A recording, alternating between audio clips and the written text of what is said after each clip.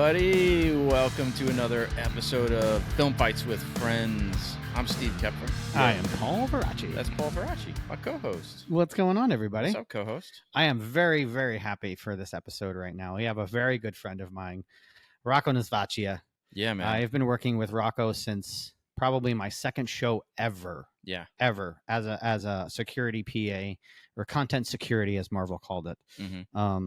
And been friends and nerd buddies, and I've worked with him on 4 or 5 shows since then. And we are going to talk about the Aaron Hernandez American sports story. Yeah, man. And people might be asking, like, what does this have to do with fights? Yeah, because there's a couple of shootings and there's no real brawls. But I mean, we only have seen half the season at this point. True. But football is essentially like a team fight. Yeah. Right? It's a war. It's a war. It's two armies fighting for territory. And I mean, if you ever seen a football movie, when they run a play and a guy gets hit, in my mind, that's a stunt. Yeah, yeah. So, I thought it would be interesting, to have Rocco on here and talk about the difference between actually shooting a movie like this and then filming stunts. And so we didn't mention Rocco is actually the football production coordinator for this show. Yes. So he is the dude to talk to about how they coordinated the football scenes on this show. So it was a great conversation, man. Yeah. I learned a lot. It got into a lot more than just football. I mean, we talked a lot about filmmaking in general and his career path. And Rocco's a good guy. I mean, outside of working with him for a while, like we're nerd buddies. He's, we go to Comic-Con together. Yeah. Yeah. But I loved his focus on the importance of storytelling and the collaboration that the entire crew and cast is part of that storytelling process. He's working with Rocco, he's so passionate about everything that he works on, and he's so into it. It's really great. And you're going to realize that in this interview. Dude, his excitement, the shit-eating grin on his face talking about some of this stuff was great. Yeah. If you're listening to this on any of our many outlets, you will miss his big-ass smile at some of the moments. Like, he really, really loves this business. Yeah. Yeah, totally. So what's going on with you, Paul? Not much, man. I had a very fun week. Jamie was away at a convention. So I had the baby. So we had a lot of daddy-daughter time. Yeah, it was Mr. Mom week. I was loving it, a lot of times on the swings. And that's cool, man. Yeah, it's kind of not, as selfish as it is. It's nice to be the only one that gets all the hugs. Yeah, it doesn't have to share. It's nice. I've known you for so long, and I love seeing you turn into a dad. No, seriously, it's cool to watch, man. It's very cool. I love being a dad. It's like I didn't know what it was going to be like, but it's pretty fucking awesome. Well, it's a perfect day to talk about this. It's Valentine's Day. It is Valentine's Day. Very true. Yeah. There you go, man. And so there's gonna be a lot of kids running around not running around, but popping out 9 months from now. Yeah, we for those watching, we try to customize, as the table and some of our wardrobes for the topic of the show or the holiday or whatever. So we didn't have much for Valentine's Day. We have this Valentine's Day Jack Skellington. Yeah, that I got my wife when we were out in LA last year. But I was thinking, my old life working in pediatrics, I actually did bring them in, but they didn't look good on camera. I brought my labor and delivery scrubs. Oh, your scrubs? Because 9 months from now, a lot of people are going to be having babies. That's very true. So have fun, everybody. I brought my my Jessica Jones pop because the first show Rocco and I worked on was Jessica Jones. So, I brought my signed Jessica Jones pop. Nice. But otherwise, I got nothing. Yeah. Oh, wait a second. I got my my Wu-Tang jacket on. It was a Wu-Tang rap gift, and I worked on Wu-Tang American Saga with Rocco. Yeah. You've been through, like, honestly, probably most of your career. Yeah. With him. With Rocco. Yeah. It's pretty awesome. Very cool, man. You know what else is cool? Our long time student, Ariel Elganian, joined the Patreon. Oh, I love that. Thanks so much. Yeah, that's Ariel, you rock. She jumped on there. And speaking of Patreon, dude. Oh, that's right. We have special gifts for our Patreon. Oh, do you want me to grab them? Yeah, go grab one. Step off camera for a minute. Go grab one. This is awesome. If you are a Patreon subscriber, we mentioned that we're going to do these surprise perks every now and then.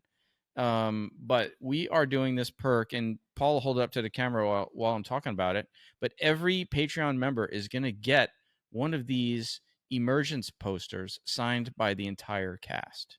We have the bigger ones for the folks that are at the higher level, and the smaller ones for the folks that are at the lower level. But everybody who's a paying member of our Patreon, we are going to send you a cast signed poster from Emergence, in which Paul and Rocco worked together on that show. I didn't work on Emergence. Just Rocco did. Just Rocco did. I just happened to be in the office on Wu-Tang when they were like, hey, they had like a pile of Emergence posters, and I was like, oh, they were cast signed. And you know me, I'm a nerd. I'm like, can I have one of those? And literally, Emily Keeney, Gail's assistant, was like, do you want them all? And I was like, yes. And they've been sitting in a drawer for a couple of years now, and I finally found something to do with them. Dude, listen, if you're not a Patreon supporter of our show, you're missing out on these kind of random perks that we're just gonna throw out there from time to time. For sure. And you know, being super nerds that we are, we're gonna have lots of random perks that we're just gonna be like, what am I gonna do? You know what? Let's give it out to our Patreon members. Yeah, man. Yeah. And one of the coolest perks just happened last week was our film screening with Preston Thomas. Yeah, that happened last week. So if you were a Patreon member, you were at that film screening last week for free. You were. And hopefully you came and you talked to us. Yeah, I hope so. Since we're going to the future, from the past to the future again, we don't know who actually showed up to the film screening because it didn't happen yet. Very true. But by the time this airs, it will have happened. And also coming up, we have the Art of Movie Making Film Festival. Yes, right here. Art of Movie Making. Oh, nice. Plug in the shirt. I like it. Yeah, I wore the shirt, man. But that is an awesome film festival that's happening on June 21st and 22nd here in New York City.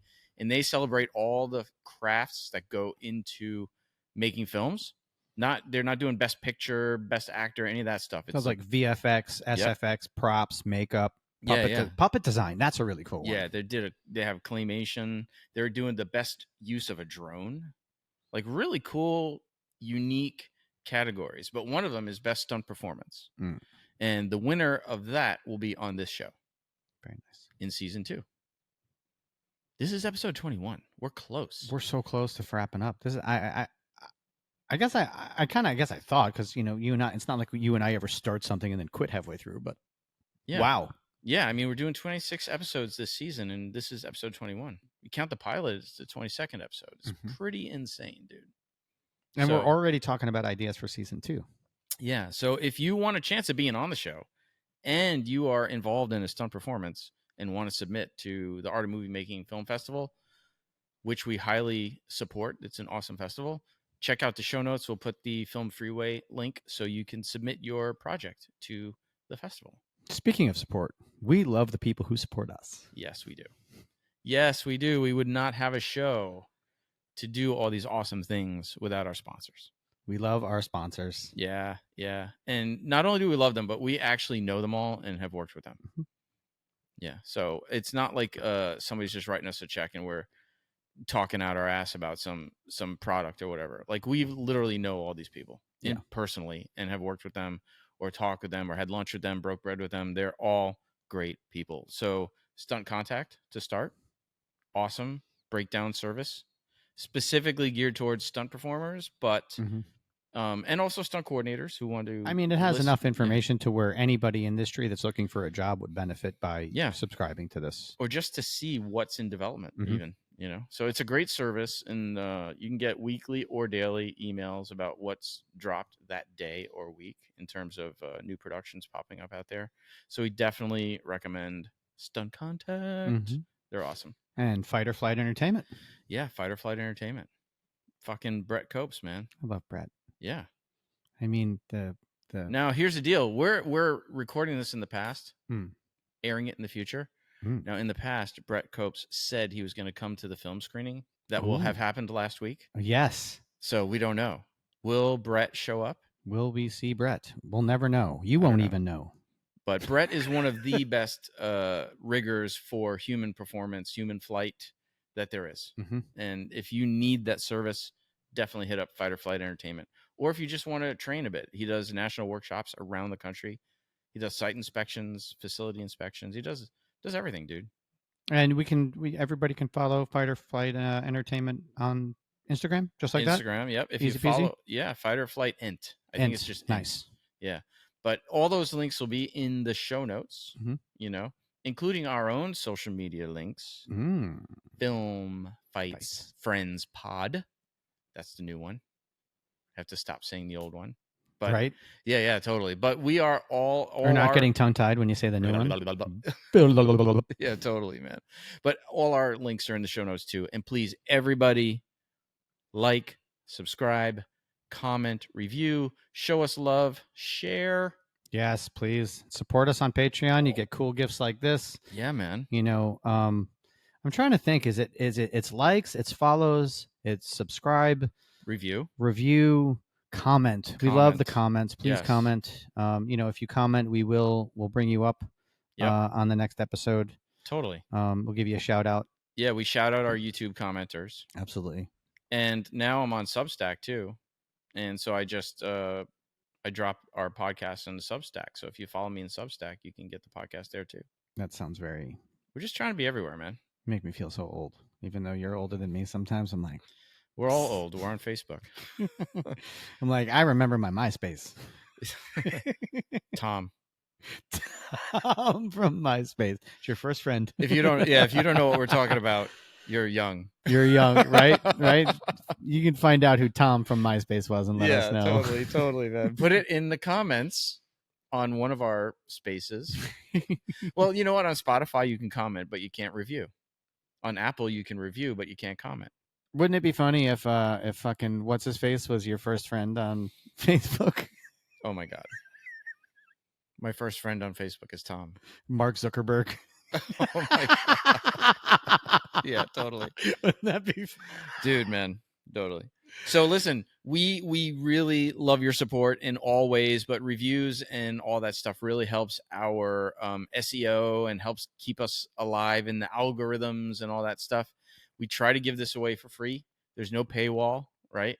We give you this show for free. So the best way to thank us, if you really dig this show, is to write a review or, give us a like or a share or any of those ways you can show us love on the different social medias. Yeah. Yeah, man. So before we wrap up, man, what do you got? What do you got? Anything coming down the pipe? Anything? Me? My sister-in-law was in town this week, so we were playing host, which was cool. Haven't seen her in a couple of years.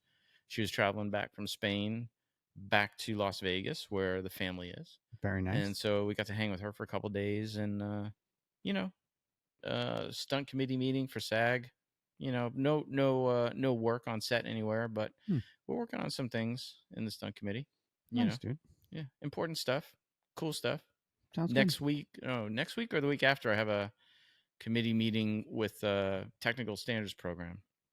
So for those who don't know, I'm on the National Work Group for the Weapons on Set Technical Standards Program, which is actually the development of the very first national standard for weapons on set. Wow, and we're actually going to have in one of our upcoming episodes.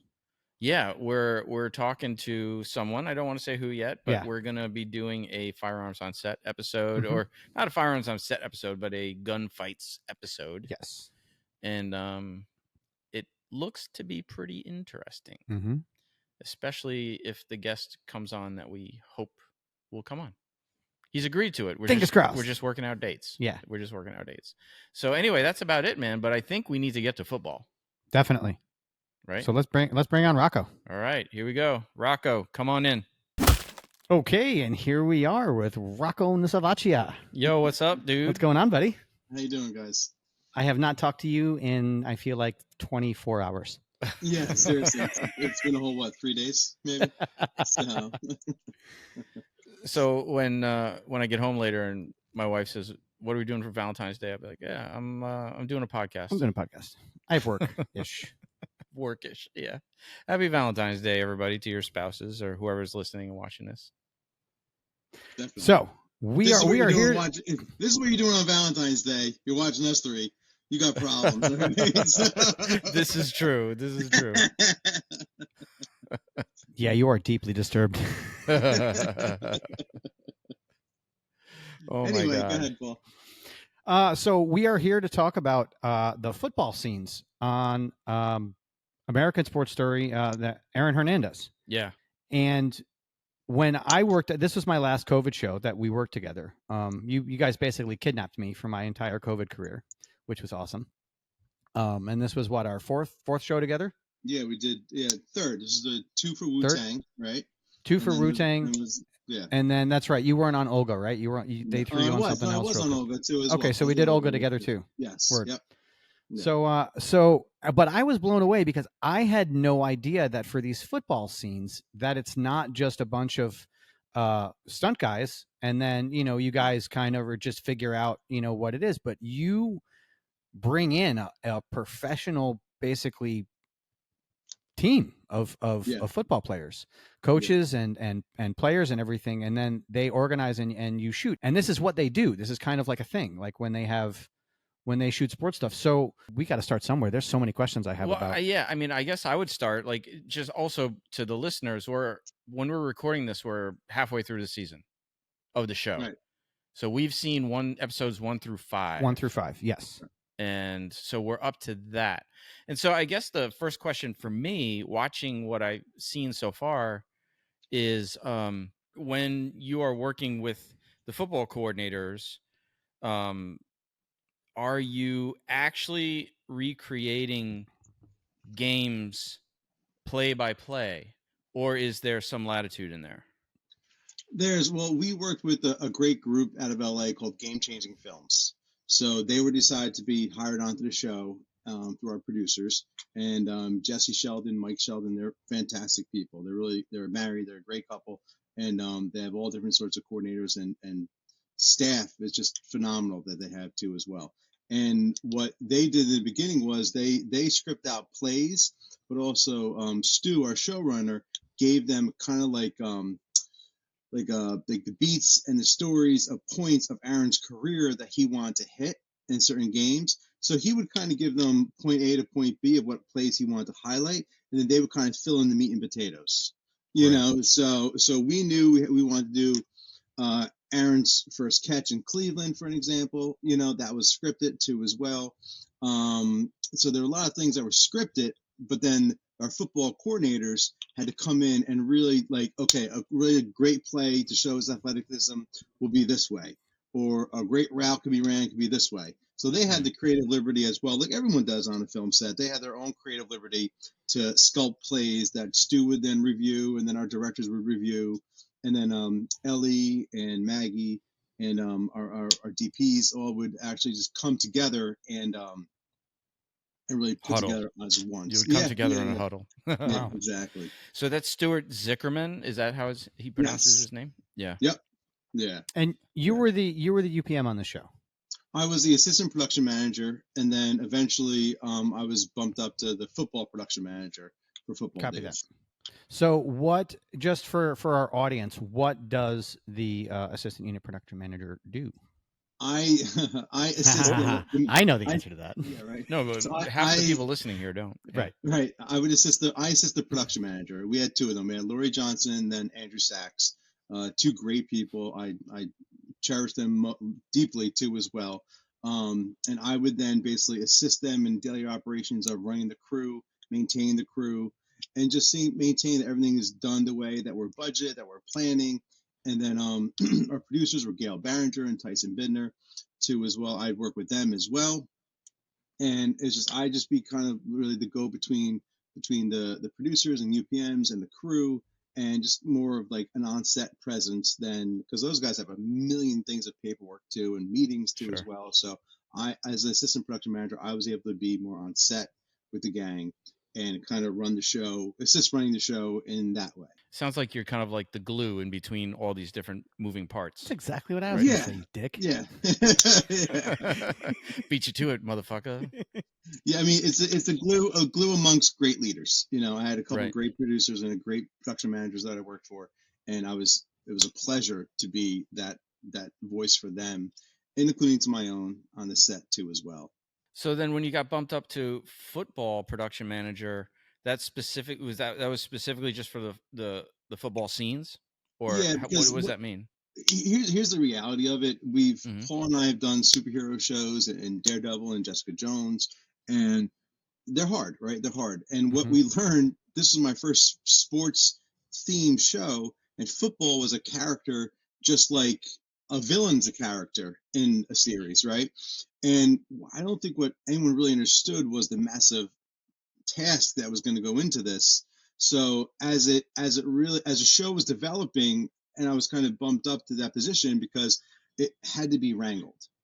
Mm-hmm. So it had to be, when we created Florida, it was in a dome in Florham Park, New Jersey, that we green screened the whole thing. And then because of the strike, we came back and it was too cold to go outside. So we ended up going to Orlando. So these are all things we could talk about, but you had to have someone just wrangling football. And again, still being that glue with your producers and your UPM too as well. You know, I mean, by no means did I become the ultimate leader in this by any means, but it's just a person that had to really just wrangle a lot of the football aspects, because someone's doing the story, someone has to do football, someone has to do everything. There's so many people that work within this, as you guys know. Sure. Just like when it comes to stunts too as well. There's so many moving aspects. So I really they let me, Tyson Bidner was the producer at the time when more football was happening too, and he really let me run with it and just kind of wrangle that whole aspect of football. I read a review in Slate magazine. They did a fact from fiction kind of story on the show, and one of the things they pointed out was how, because the writer is like a football blogger and a football journalist, and I'll link this article in the show notes. Like for those listening, I'll put it in the show notes. But he talked about how accurate everything felt and looked. Well, that's credit to Stu. Stu did Ryan Murphy's production. You could do the link. They bought the oh my god, I can't remember this. They bought the rights to the podcast and the articles about Aaron Hernandez. Right. And, so that was the Boston Globe did a podcast on this. Yep. And they came visit and everything. They were very nice.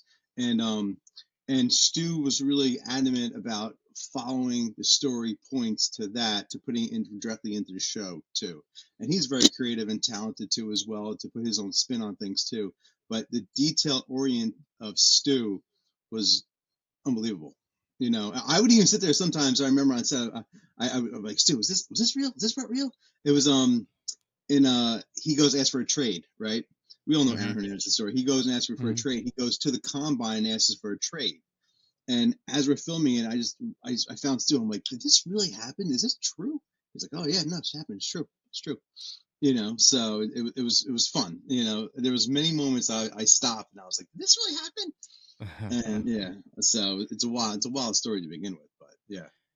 Yeah, that's crazy. I mean, what was there a sense of responsibility on the set? I guess I could ask both of you guys. You both worked on this, but was there a feeling of responsibility? We need to get this right. I mean, I think I'll just say, I think when it comes to anything that's actually happened and where someone can just been like, yo, play the footage and let's see the two, I think, you know, that at least when you're in a production of this size, you have people that are kind of nerding out, making sure that you get those little details in there, and that are like, actually the play kind of ran like this and went this way.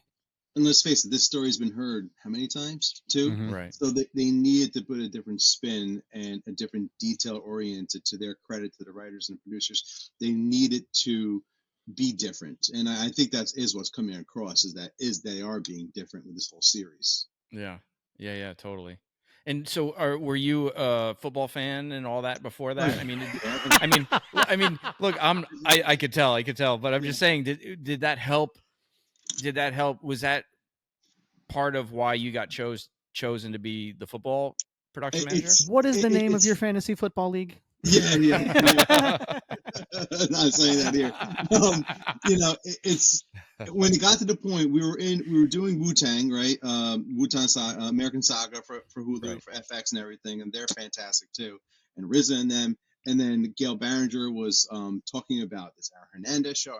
Wearing my rap coat. And right, exactly, right. And myself, my good friend Dave Okino too. We were like, oh my god.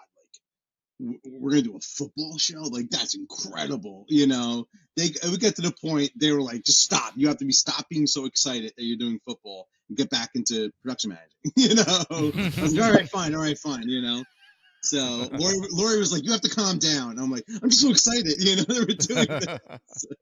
Well, I mean, I feel like it could be. I mean, the show is called Film Fights with Friends, like our show, and we were talking before, like football is almost like it's war. It's war, right? It's two armies, boom, boom, boom. Yeah. We're going for that for the territory. Mm-hmm. I mean, just like fights, though, I imagine the coordination of football could go really good or it could go really bad. Yeah, and that's why you actually need people like Jesse and Mike in game-changing films, because it couldn't just be a stunt coordinator.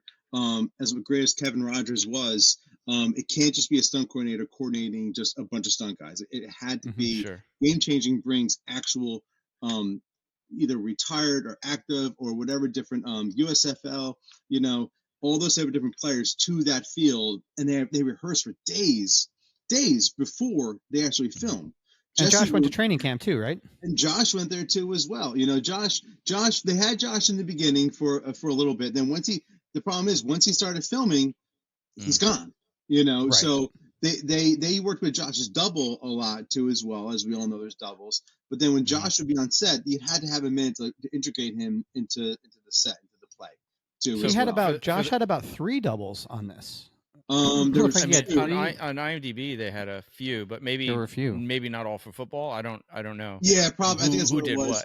Mainly there was 2, and then when we went to Florida, one of them actually got drafted in the USFL, so he had to leave. And there's a third one that came down. We actually had 2 new other guys in Florida too, but the biggest problem with the doubles were the tattoos. And our hair and makeup department, who I love dearly, Kayla and Alicia and their whole gangs, they had the issues of tattoos. So Aaron was easy in high school because they had a little bit of tattoos. College was harder. NFL was next to impossible. And these amazing, Kayla and Dave Presto, they were incredible because they had to put full arm sleeves on this guy. And that just wasn't a sleeve they put on and then put a glove on, they're done. They actually physically applied the tattoos on his arms, on his neck, on his chest. And this took hours. And Kayla, God bless her, she would go crazy because it was a puzzle that they were constantly putting on these people's arms, not once, but twice, and then third time for the third stunt double too. So that's why sometimes it was like, okay, oh my God, he wore long pants during NFL. Oh, thank God we don't have to do legs, So, or can he wear long sleeves for that game too as well? I worked with Dave Presto on Ray Donovan, and we had a bunch of tattoos on me, and then it had to match, not to the level of what we're talking about with this show, but it was pretty awesome to see them work to match me and Eddie Marson, and also all the makeup effects, for the swollen face during our fights, and they actually used molds on my face that were molded on Eddie's face, and they put it on my face. It was pretty insane. But Presto's he's like a magician. They had a prosthetic nose on Josh too as well. They had to put on every day too, as well. So when you ran these plays, did you? I was like, the names and the numbers on the back of all the jerseys.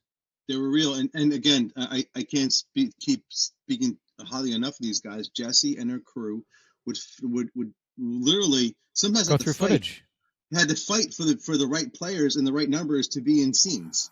Wow. And then they kept track of that, and they would say this lineman is here, this linebacker is here, and they were really adamant that it had to be real. Just again, another detail within this great crew that we had to make this real.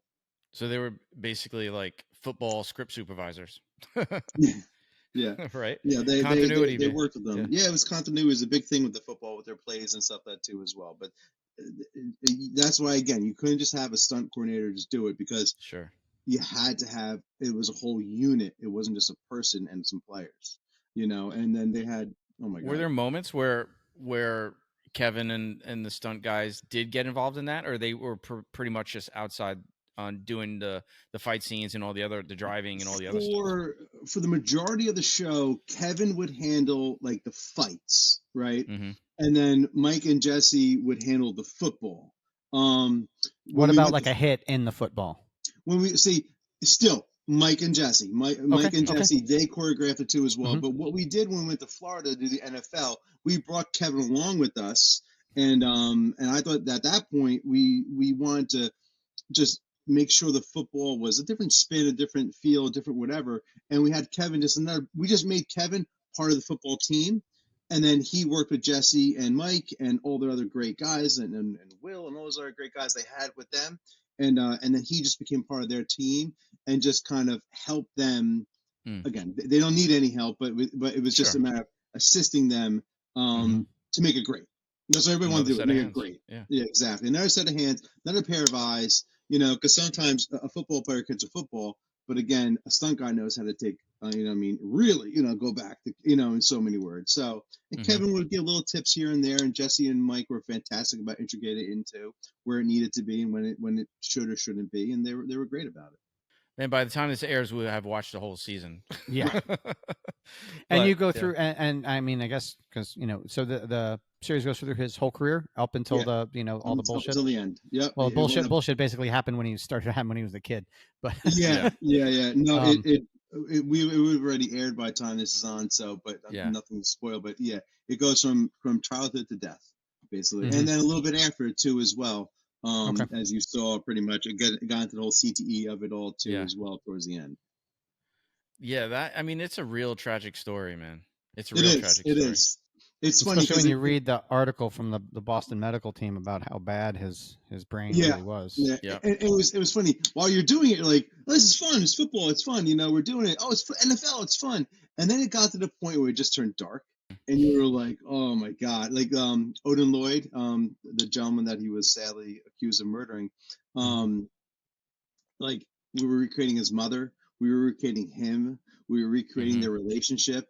And those nights were like, this is sad. Like we're here doing this. We're recreating this poor mother, this poor guy, The actress who played his mother is amazing. She was great. And that's what, and she was such a good, like a natural mother too, as well. They came across, you were like, oh my God, I feel so bad for the actual real mother because of how she's portraying this, Did the production actually, because we did an episode recently on Patriots Day, and they talked about how they worked with a lot of the victims of the Boston Marathon bombing, and they were involved in the filming and as advisors and even just on set. Did you guys work with any of the actual people depicted in the show, or just no hands off? Yeah, it was really hands off. We reached out to the Patriot facility, even just to scout it, to kind of walk around a little bit, just kind of so we could build the actual locker room. They respectfully declined. We reached out to the Gators too as well. They respectfully declined. It's a sensitive subject. It was sure. They don't want to rip open that scab. It was a painful scab, and why would they want to relive it with us? And they were very polite. They were professional. To credit to them, you know what I mean? They respectfully know it was very hard on our campus too as well. So, but and you still got to use the actual NFL and the team names. It wasn't like any given Sunday where you had to just make up a fake league. Right. It's like just a question because I was sorry. Go ahead. No, I was just going to say, at least it wasn't like you were allowed to tell the story without having to, even if they weren't participating, as it were. Yeah, well, there is, listen, there's a whole legal team and much bigger people than me that decide what they can and can't see on screen. But I just kind of showed up like, wow, look, a Patriots jersey. That's pretty cool. Like that. So, that's what we would end up doing, pretty much. Sure. But so let's dial back. I know you and Paul worked together in the Marvel stuff, and that our first show was Jessica Jones. Yeah, yes. That's why we got the Jessica Jones right here. I'm like, Kristen gave that to me. Everyone got a signed pop, I think. Oh no, that was Defenders. Everyone got a signed pop on, but yeah, she gave me this on our rap day. But so let's. She loved me and hated my job. She hated security walking around with her. Yeah, she hated it. But I mean, her and I got along great. But she's just like, I hate this. Yeah. So I had to be like out of sight, out of mind. Well, nobody likes being chaperoned, dude. True. But so let's dial it back in your career. Like, how did you? Because at that time you were locations. I was location manager, correct? Yeah. Yes. So what got you into this business? How did it all start? As a kid, I'd be walking around with the camera, and my parents. I'm a son of a landscaper, and my mom was a stay-at-home mom too as well. So I would just always be interested in cameras, and then watching Back to the Future, Indiana Jones, and all Spielberg movies, type of like that. It's just the imagination grew. And then it got to the point through high school and college, you're like, this can really be a career, And my my folks were hesitant at first. They were like, "Listen, you're going to go to college. You're going to get a real degree first, you know." And so I got that sounds familiar. Yeah, right. So I got a psychology and communications degree at Albright College in Reading, Pennsylvania. And then when I graduated, they're like, "Well, what do you want to do?" I'm like, I still want to do film." Like, "Well, now we're going to send you to film school." I was like, "Okay," you know. And thankfully, my parents, as great as they were, they sent me down to Full Sail in Orlando. So I was down there for 13 months, and I met my wife there too as well. So that really changed my life for many different reasons. And then it was when you go to film school, a lot of kids like, "I want to be a director, I want to be a producer." I'm like, "I want to be a PA." When we come out, like, I'm going to be a PA, you know.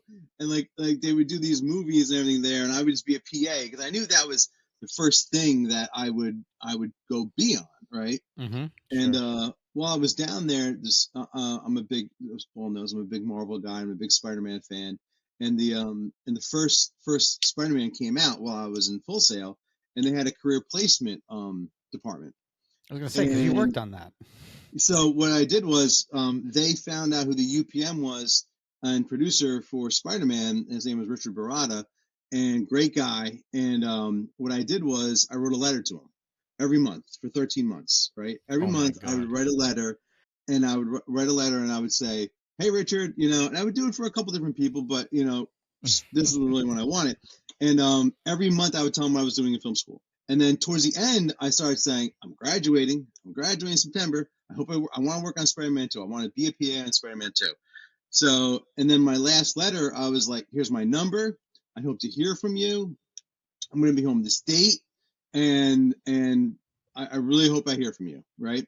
So that letter went out, and it was like the month of graduation, I get a phone call from his office. Right. And they said, it's this woman, and she was like, "Oh, when are you going to be home?" I'm like, "Oh my God, this is incredible. Richard wanted me to call you. He wants to meet you." I'm like, "Oh, great." And then so they said, "We set up a date when you're home from Florida, you graduate, come in." So we set it up. He was doing the movie Mona Lisa Smiles. Mm-hmm. And at the time, so I'm straight out of college, just a dumb kid, right? And I go in, I know nothing about, you know what I mean, the level of his movie. There's no film school, that's it. And I meet him, right? And I go in his office, and he's a nice production office. He sits down. First time I ever met him, after 13 letters, you know what I mean? I sit down, he reaches down, goes in the drawer, takes all my letters out, puts them on the desk. And he goes, "This is dedication. I like this." He goes, you got a job on Spider-Man 2. You know, That's and awesome. I was That's like, awesome. "Oh my God." He's just like, "My assistant directors will be in touch." And it was Stacey Benville at the time. She'll be in touch. And Rowdy was the key PA. And then they'll put you on the film. You got a job. He's like, "I've never seen this. This is incredible." He's like, "You're in." So I was like, "Great." I have a similar story of how I got my first chef job from Mario Batali, except I was more of a bumbling idiot.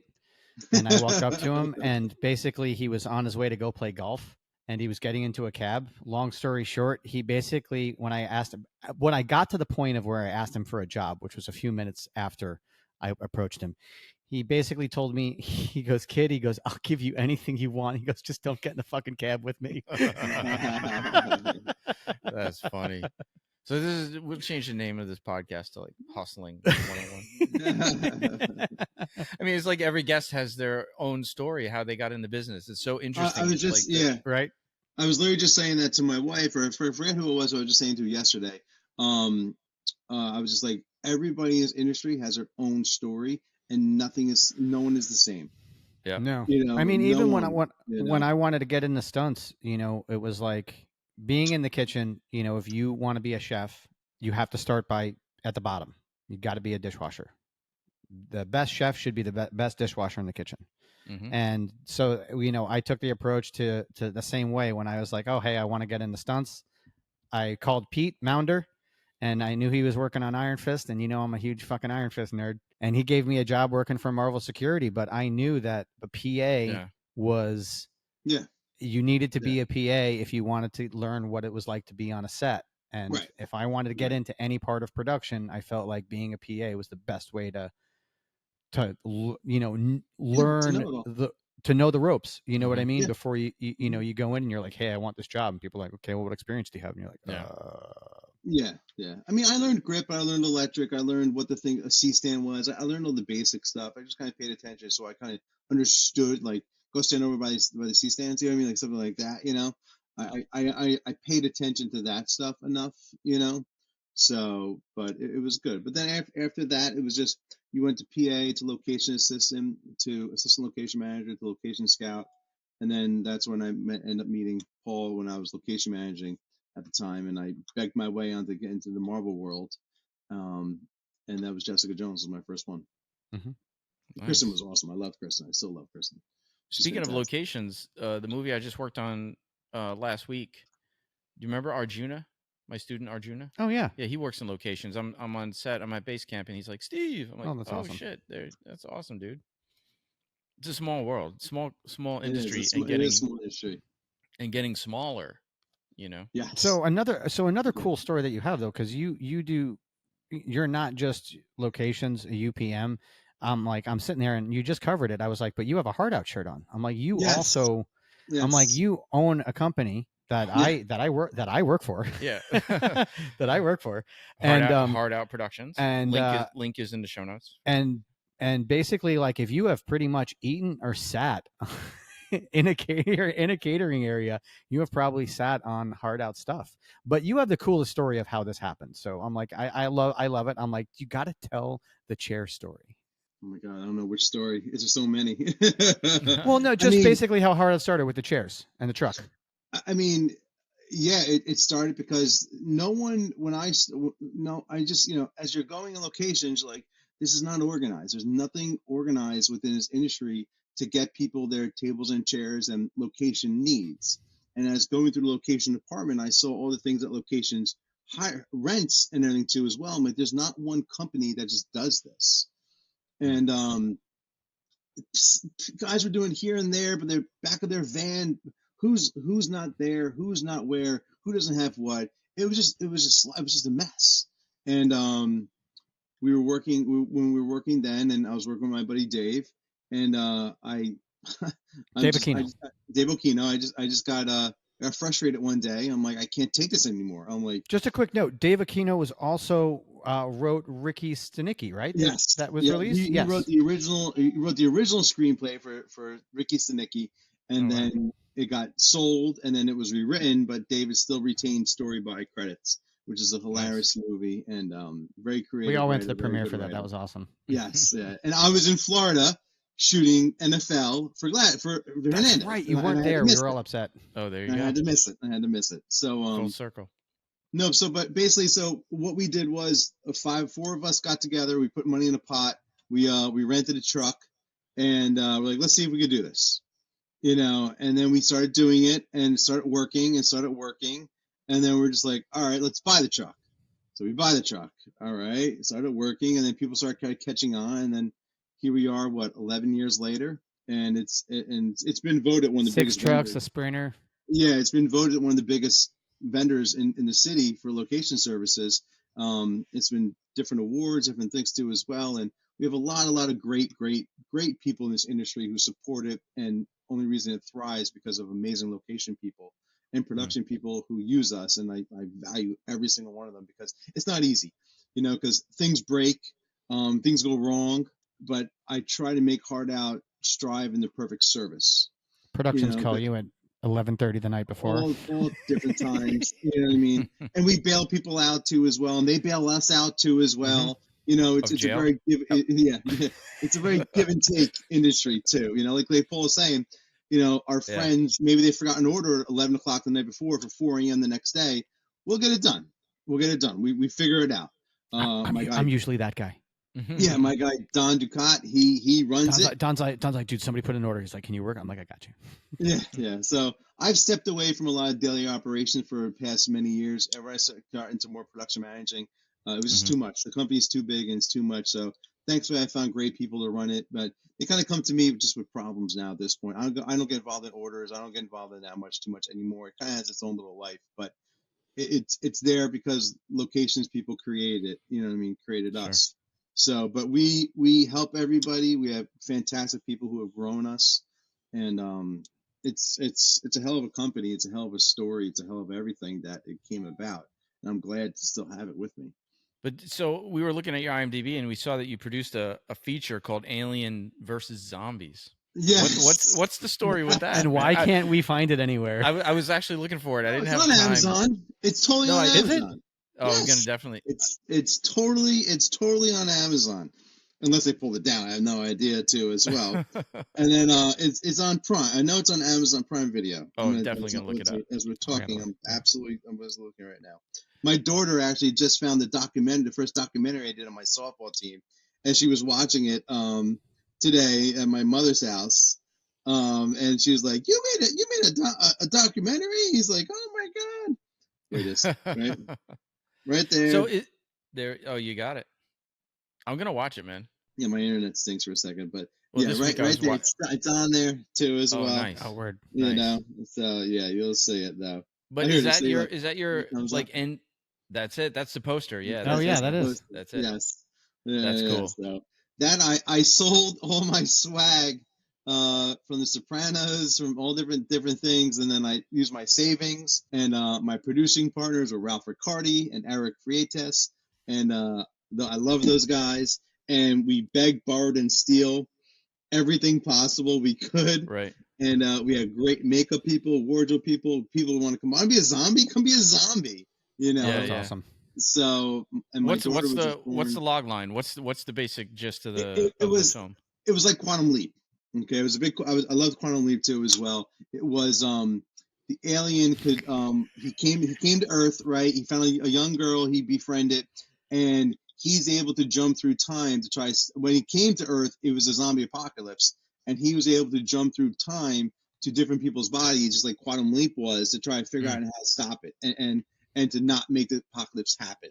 Because he came finally on vacation to Earth, and so but he was pissed because when he got there, he's met this young girl who was killing zombies, and how could he really enjoy Earth if he can't really see what Earth was? He wanted a cheeseburger, he wanted this, but it's all gone by the time he came. His vacation was ruined. His vacation was really ruined. So he jumped back in different people's bodies, and then he would be that character to try to figure out how this apocalypse started. And Patrick Cooley, too, as well, was an actor. He was a producer, too, as well. He was the bad guy. And we had done a couple short films, and we were like, let's go make a movie now. Let's just do it. Let's just get. I think we made it for like $5,000. You know. Oh, that's awesome. That's awesome. And it was fun. Yeah, but when we had the real cameras, we had real everything. At that point, I was location managing, so I found a couple locations that would help me. You know, too, as well. We had people come out who were friends that would come work on the weekend. Because once you start, I mean, listen, that was years ago. But once you start saying, "Hey, I'm making a movie. You want to come hang out for the weekend?" There's so many different people within the industry that are like, "Yeah, no, I want to come help. I want to come help." Like that. Yeah. Just feed me. I was like, that's all I can do. You know? Right. But it's funny because that only happens if you have the relationships to start with. Mm-hmm. Yes. You have to have that network. Yeah. You see on social media and all the different groups and stuff, people are like, "Oh, I'm doing a passion project." Yeah, it's a quote unquote no budget, which doesn't exist, but it's a no budget, and you'll get an IMDb credit. And people are like, "Dude, I don't fucking know you." Mm-hmm. Like, yeah, exactly. You know? Like, and it's funny because my visual effects guy, Michael Akers is his name. Great guy. He didn't know me from Adam, but him and I got along really well. I did one of those ads, and he came on just for the sheer sake of doing it. And he did the spaceship coming down and everything. It was great. That's very cool. Yeah, man. And that came up in the episode earlier this season with Kerry and Cinder, like how we had somebody on to talk about their first feature, and it was the community that came in and pitched in and lent a hand and helped make it happen. They were all like, "Yeah, I'm in. Let's do it."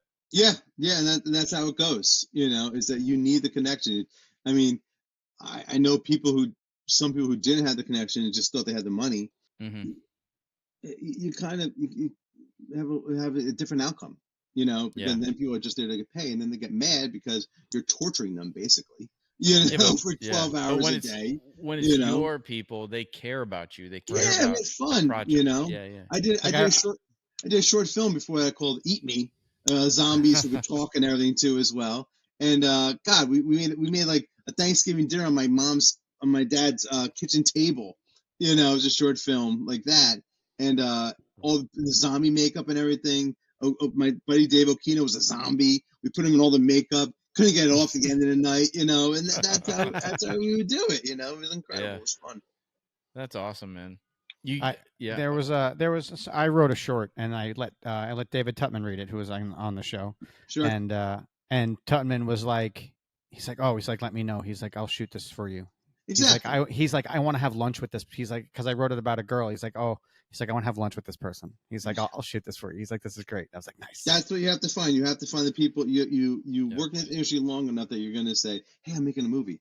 Can I come? Can I come up? Can I come up? Can I come up? You know what I mean? And then I'll bring my camera. I'll bring my rig. I'll bring this. I'll bring that. And it's like, great, fun, awesome. Bring it. Let's do it. Yeah, Tutman's son was actually shooting something, and he was talking about needing an FX person, and I was like, I'm almost like, that's my dirty little fucking secret passion. I was exactly. Like, and he was like, wait, what? And he's like, yeah, they needed a big like post-op scar from open heart surgery, and I was like, dude, I can do that. So I just went over there and I did that, and they just made me lunch, and we just hung out, and I did the scar, and even an EMT came over, and he was like, that looks good, man. And I was like, yes. Yeah, and it's like Ralph and I edited the film, and it's like I truly think if I wasn't production manager and didn't go down this road, I would have been an editor, because I love editing too as well. So we edited ourselves. Ralph and I edited ourselves, and we loved it. We had such a great time doing it. Steve loves editing. I don't know. I like that, that cave you go into when you just like, I like that. I'm really nerdy and detail oriented, so exactly. I get like hypnotic with like every little frame and all that. Yeah, you get stuck in the hands, like right here, and the next cut you need that hand right there to make it a seamless cut and everything. Yeah, totally. I realized how much goes into editing in the small little details when we were recreating and breaking down the Troy fight. Yeah, that we did. Because when you break something down frame by frame as we were watching it, I'm like, is that 2 hits? And then you go back and you watch it again, and you're like, oh shit, it's not. The eye sees so much and kind of, I guess, so little that if you were only to show the impact, you probably would only see the end of the impact and not the actual hand. So there was like so much travel time. And when you watch and edit back slow, it looked like it was actually 2 hits, but it's not. It's the same hit. But when you watch it at full speed, it just looks like one and then a smooth transition into the next move. And then you break it down, but it's amazing. I want to say the detail oriented to the millisecond you have to make a hit fully read, and to not have it been like, oh wait, what did they react to? But there's also a real like kind of intuition aspect to it too. I don't have it. Yeah, like the speed and it's like there's a lot of it is just like. When I edit, Steve's like, you need to do this. And I was like, fuck, that looks good. Well, it is a matter of just sitting there and trying different things and watching it and saying, oh, that one feels right, But that's cool, man. Are you looking to move more into that, like producing more features or working in that world? It's just where it takes me. I've done TV for so many years. I'm working on a feature film right now. And you're doing the same. I was going to say, you're doing kind of the same production thing you were doing for American Sports Story. I don't want to blow anything out of the water, but you're doing the on location sports things. Yeah, right. Yeah, it's just I was doing football, and now currently right now we're doing this. We're right Wednesday, October. We're October, and now I'm doing a movie for golf. Yeah, too as well. And I didn't want to give anything away. I didn't know what I could say. No, it's okay. I mean, by Valentine's Day, the production will be completely wrapped. But true. But I'm doing golf right now, so it's like this last year of my life has been like a sports niche. And I by this time this airs, I'll be on a different production. Hopefully, it's not sports. I enjoy doing sports. I never, football was tough, and golf is just as tough. Believe it or not. Golf has its own definite challenges as well. It's all, and I mean, I would say that just like football, you're not shooting at the same field, I would assume. Right. So you're shooting at golf courses, multiple golf courses, that are probably never going to close.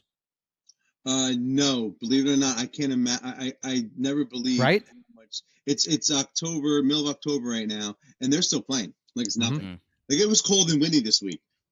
They're still playing. They're having outings and everything too as well. It's incredible, But we are on. I mean, football was funny. Football, we did the high school in Little Falls, and then we did other little pieces here and there. But it was high school in Little Falls, it was the Dome in Florham Park, and then it was Orlando. Those are our three main spots. We did one or two other little things here and there for a little. When Odin Lloyd actually was he was actually a semi-pro football player. We did his stadium too as well.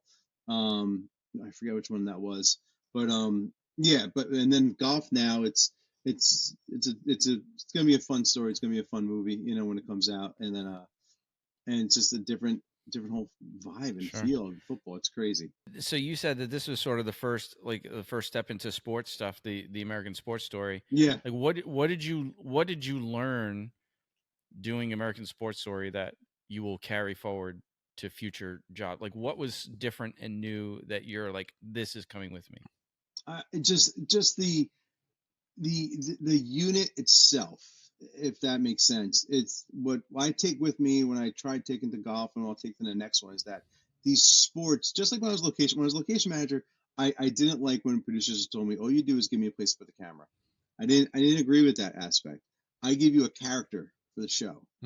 And Eric Olson with Daredevil, as a showrunner for Daredevil season 3, he loved that about me, and he loved that it was that I gave him a character, and I loved my locations because I wasn't just a location manager. I was a storyteller, but I tell my stories through locations, right?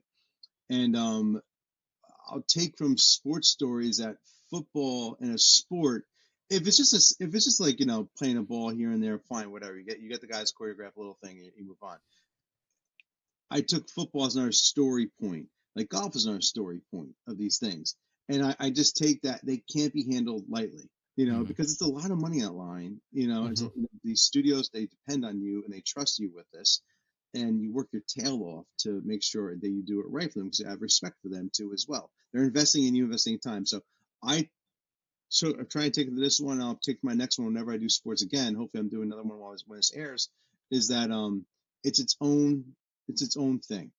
Just like, and then you take that in a film, a gaffer is just not a gaffer. A key grip is not just a key grip. A stunt coordinator is just not a stunt coordinator.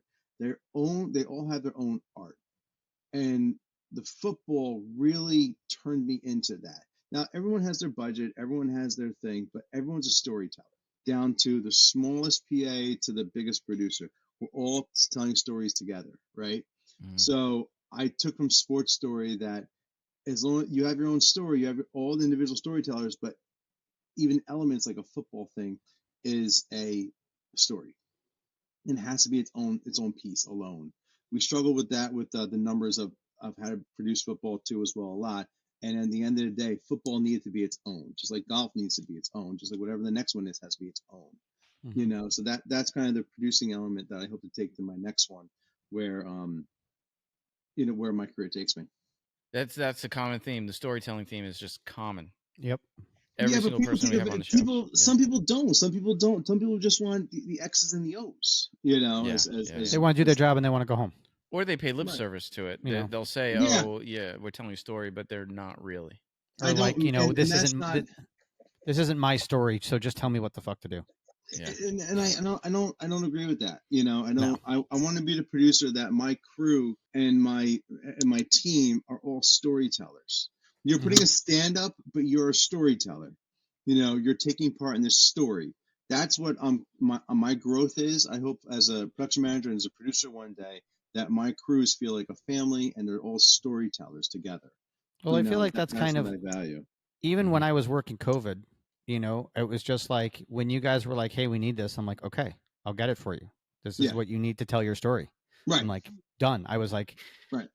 Buckle down. I'll be like, okay, you want it. This is what you need. This is what you need to get it. And, but I felt like so many people were just like, no. And I'm like, it's not your fucking story to tell them that. Right. Exactly. It's your job to help, like, do your fucking job, help them tell their story, and it was kind of, I guess that's why you kept me with you for 4 years.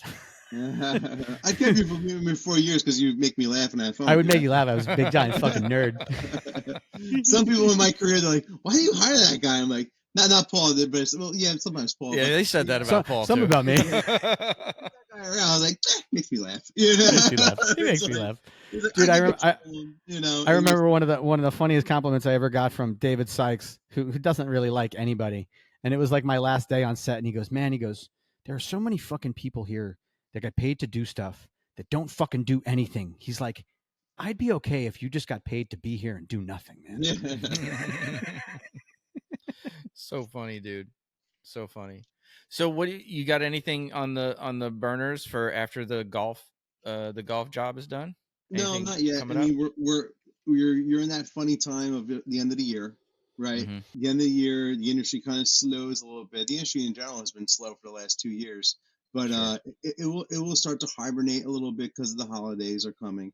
Sure. So I have a lot of different emails out to people. I try to stay in touch with all my contacts who I have worked with, who I haven't worked with, who I want to work with, and Hard Out helps me because they all know me one way or another too as well. So nothing yet. I'm curious to see what happens, but again, there's no formula, there's no rhyme or reason. It's just a matter of all of a sudden it's like, oh, who's calling me? Hey, you want to do? Yeah, sounds fun. Like, you want to do an interview? Sure, I'll do an interview. Like that too. Yeah. And that's how it happens. So I bet you, this will come and go. Golf will come and go, and it'll be a good experience. And then what we'll do is I'll just probably Thanksgiving, Christmas, who knows? Maybe December I may just lose a little weight, play with the kids a little bit, and then go into. You can come here and take a class, man. Yeah, come work out with us, class. Exactly. Yeah, definitely. And then sadly what I do is I go into the shop with these guys with Hard Out because I just can't stay still.